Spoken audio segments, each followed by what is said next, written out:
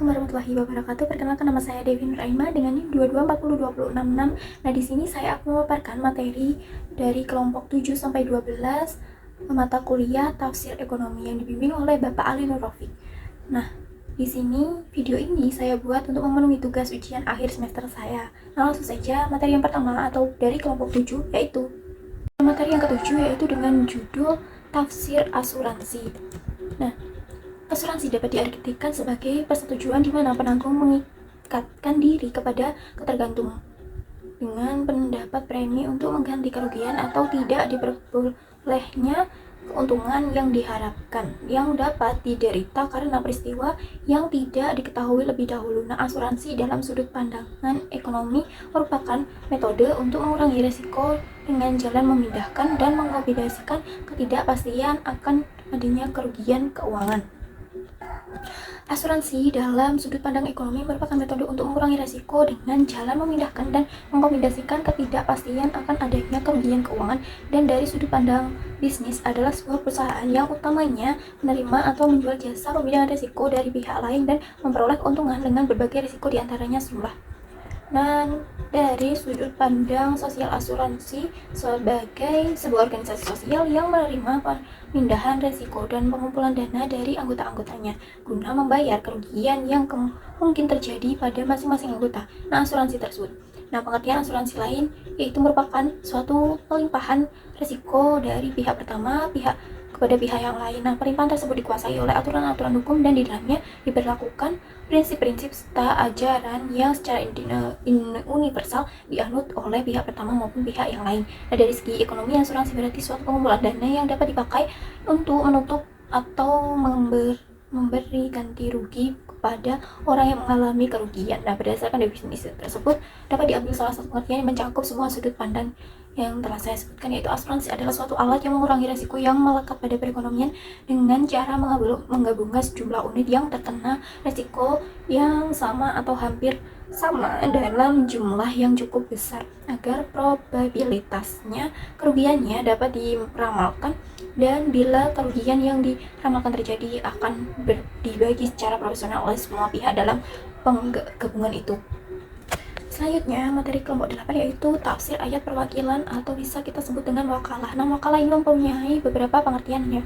Nah, wakalah berasal dari wazan atau wakalah yakilu waklan, yang berarti menyerahkan atau mewakilkan urusan dengan sedangkan wakalah adalah pekerjaan wakil. Nah, al-wakalah juga memiliki arti at-tafwid yang artinya menyerahkan, mendelegasikan atau memberikan mandat, sehingga wakalah dapat diartikan sebagai penyerahan suatu oleh seseorang yang mampu dikerjakan sendiri sebagian dari suatu tugas yang bisa diganti kepada orang lain agar orang itu mengerjakan semasa hidupnya. Nah, wakalah dalam pengertian lain yaitu pelimpahan kekuasaan oleh seseorang yang disebut sebagai pihak pertama kepada orang lain sebagai pihak kedua dalam melakukan sesuatu berdasarkan kuasa atau wewenang yang diberikan oleh pihak pertama. Akan tetapi apabila kuasa itu telah dilaksanakan sesuai dengan disyaratkan atau telah ditentukan, maka semua risiko dan tanggung jawab atas perintah tersebut sepenuhnya menjadi pihak pertama atau memberi kuasa. Nah, manusia tidak mungkin bisa melakukan semua pekerjaannya sendiri. Semua orang pasti membutuhkan bantuan orang lain dalam mengerjakan urusannya, baik secara langsung maupun tidak langsung, seperti perwakilan dalam pembelian barang, pengiriman uang, mengirimkan barang, pembayaran utang, dan penagihan utang, dan sebagainya. Lalu, rukun dan syarat wakalah. Nah, rukun wakalah yang pertama yaitu orang yang mewakilkan atau mewakil. Syaratnya dia berstatus sebagai pemilik urusan atau benda yang menguasai serta dapat bertindak terhadap harta tersebut dengan diri sendiri. Jika mewakil ini bukan pemiliknya atau bukan orang yang ahli, maka batal. Dalam hal ini, anak kecil dan orang gila tidak sah menjadi mewakil karena tidak termasuk orang yang berhak untuk bertindak. Selanjutnya yaitu yang kedua, wakil atau orang yang mewakili. Yang ketiga yaitu muwakal fih, yaitu sesuatu yang diwakilkan. Lalu syarat wakalah. Dalam akad wakalah ini terjadi dan diakui secara hukum bila dilakukan ijab qabul. Nah, ijab qabul ini dapat dilakukan dengan lisan, tulisan, isyarat, atau perbuatan. Meskipun orang yang mewakilkan telah memberikan ijab, namun orang yang dituju untuk menerima perwakilan menolak, maka wakalah semacam ini tidak sah. Nah, syarat syigot yaitu yang pertama, wakalah harus dengan ucapan, tulisan, atau perbuatan yang menunjukkan bahwa kerelaan untuk mewakilkan secara baik, secara eksplisit, maupun implisit. Kedua, tidak terikat dan terbatas oleh syarat. Persyaratan kedua yaitu persyaratan yang dikemukakan oleh kalangan Syafi'iyah. Nah, selanjutnya yaitu berakhirnya akad wakalah. Nah, akad wakalah ini dinyatakan berakhir apabila salah satu pihak yang pertama yaitu meninggalkan salah satu pihak, orang yang mewakilkan atau mewakili yang melakukan perjanjian. Yang kedua yaitu bila yang mewakilkan atau yang mewakili gila, sebab salah satu syarat di antara orang yang melakukan perjanjian haruslah berakal. Yang ketiga yaitu pekerjaan yang menjadi perjanjian telah dihentikan. Yang keempat yaitu pemutusan orang yang mewakili kepada wakil. Yang kelima yaitu orang yang mewakili memutuskan diri. Yang keenam yaitu keluarnya orang yang mewakilkan dari kepemilikannya. Selanjutnya pembahasan untuk kelompok 9 yaitu ayat tentang modal. Nah, modal dalam liberator fikih disebut rasul merujuk pengertian uang dan barang. Nah, Ahmad Ibrahim dalam bukunya mendefinisikan modal sebagai kekayaan yang menghasilkan sesuatu hasil yang digunakan. Modal merupakan kekayaan yang dapat menghasilkan keuntungan pada waktu yang akan mendatang. Nah, pengertian modal dalam konsep Islam berarti semua harta yang dimiliki bernilai pada pandangan syar'i, di mana aktivitas manusia ikut berperan serta dalam usaha produksinya dengan tujuan pengembangan. Nah, selanjutnya yaitu fungsi modal. Yang pertama yaitu memulai usaha. Modal digunakan untuk memulai usaha baru atau memperluas usaha yang sudah ada. Nah, modal ini digunakan untuk memberi aset, membayar gaji karyawan dan biaya operasional lainnya. Yang kedua yaitu meningkatkan produksi.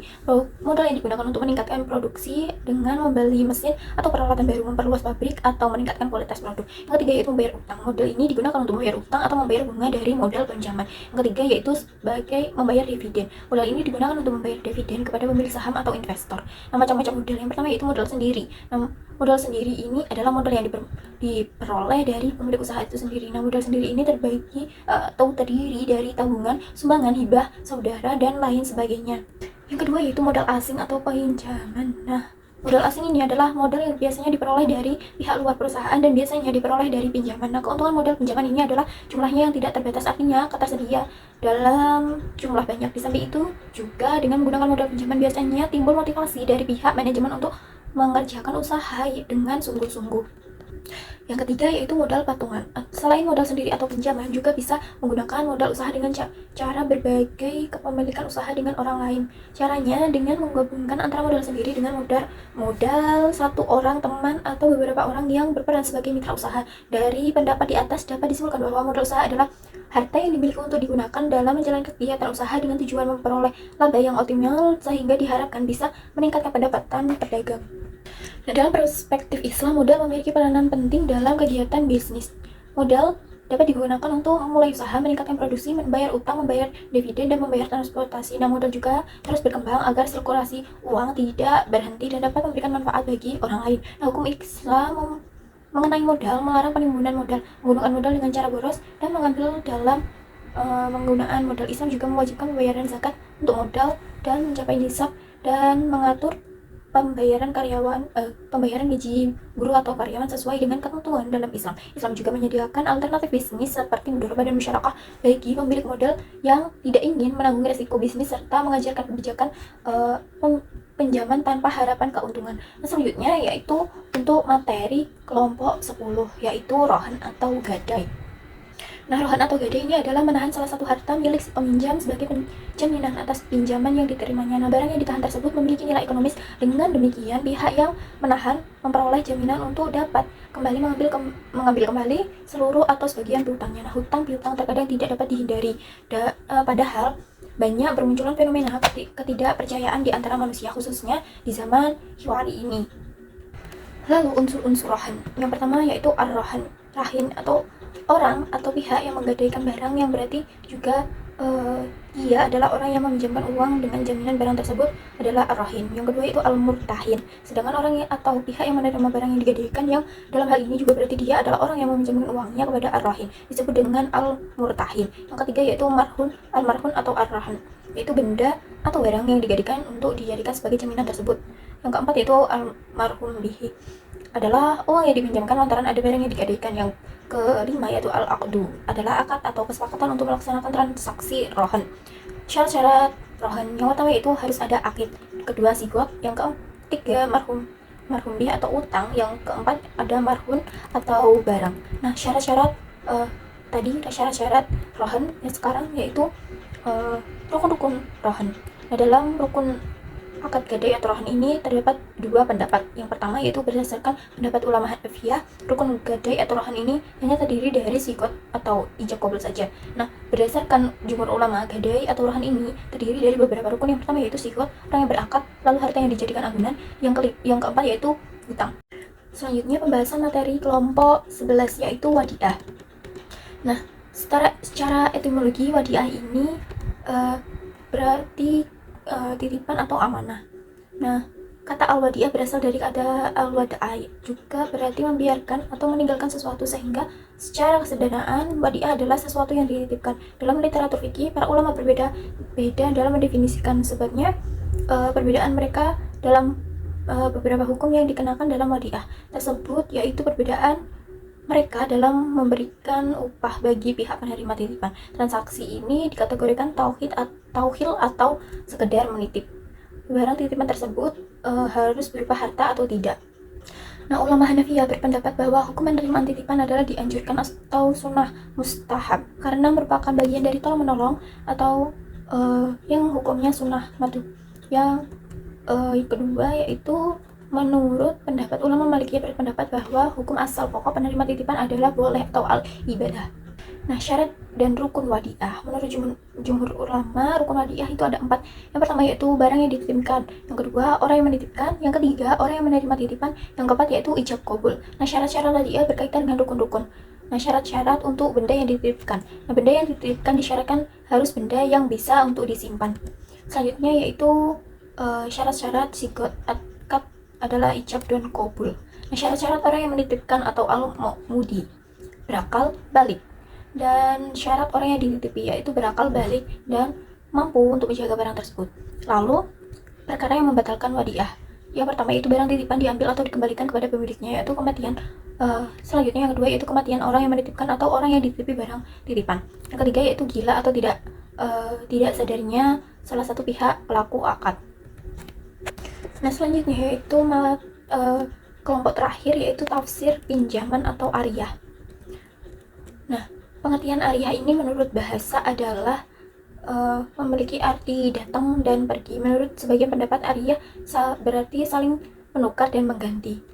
Nah, ariyah ini adalah pinjaman yang mana memperbolehkan kepada orang lain mengambil manfaat sesuatu yang halal secara cuma-cuma atau dengan tujuan menolong dengan tidak merusak zat barang tersebut dan dikembalikan setelah dipergunakan manfaatnya dalam keadaan tetap tidak rusak zatnya. Maka ketika ada suatu pemberian pinjaman tersebut dituntut adanya imbalan di dalamnya, maka hal tersebut bukanlah ariyah karena salah satu ciri dari akad-akad tabaru adalah tidak adanya imbalan dan berlandaskan pada tolong-menolong. Selanjutnya yaitu rukun dan syarat ariyah. Nah, rukun ariyah yaitu ada 4. Yang pertama yaitu mu'ir atau yang meminjamkan, yang kedua yaitu peminjam, yang ketiga barang yang dipinjamkan, lalu ungkap ijab qabul atau serah terima atau bisa kita sebut dengan sigot. Selanjutnya yaitu syarat ariyah. Nah, syarat yang berhubungan dengan mu'ir yang dipinjami diantaranya yang pertama berakal atau mumayyiz, yang kedua orang tersebut tidak dimahjur atau di bawah perlindungan atau pengawasan, yang ketiga yaitu orang yang meminjamkan merupakan pemilik manfaat barang yang akan dipinjamkan. Yang kedua yaitu syarat yang berhubungan dengan peminjam. Yang pertama, orang yang meminjam harus jelas, peminjam harus orang yang mengerti dan cakap. Selanjutnya yaitu sifat-sifat akad ariyah. Yang pertama akad atau kontrak. Nah, akad ariyah haruslah dijalin melalui sebuah perjanjian yang jelas mengikat antara kedua belah pihak yang terlibat. Lalu selanjutnya yaitu kewajiban kepada kesepakatan. Nah, selanjutnya terjadi peminjaman pihak-pihak yang terlibat wajib mematuhi syarat-syarat yang telah disepakati. Yang selanjutnya yaitu ketakutan dan kelancaran. Akad ariyah harus dilakukan dalam keadaan yang bebas dari paksaan atau tekanan serta berlangsung dengan lancar tanpa ada hambatan. Nah, yang terakhir yaitu berakhirnya ariyah. Ariyah ini berakhir disebabkan oleh yang pertama, salah satu pihak menjadi tidak lagi cakap hukum untuk melakukan akad ariyah. Yang kedua, diketahui bahwa salah satu pihak atau kedua belah pihak tidak tasarruf. Yang ketiga, adanya penipuan terhadap keadaan barang. Yang keempat yaitu barang dikendalikan oleh peminjaman. Nah, demikian itu tadi pemaparan materi dari saya. Ada kurangnya saya mohon maaf. Wassalamualaikum warahmatullahi wabarakatuh.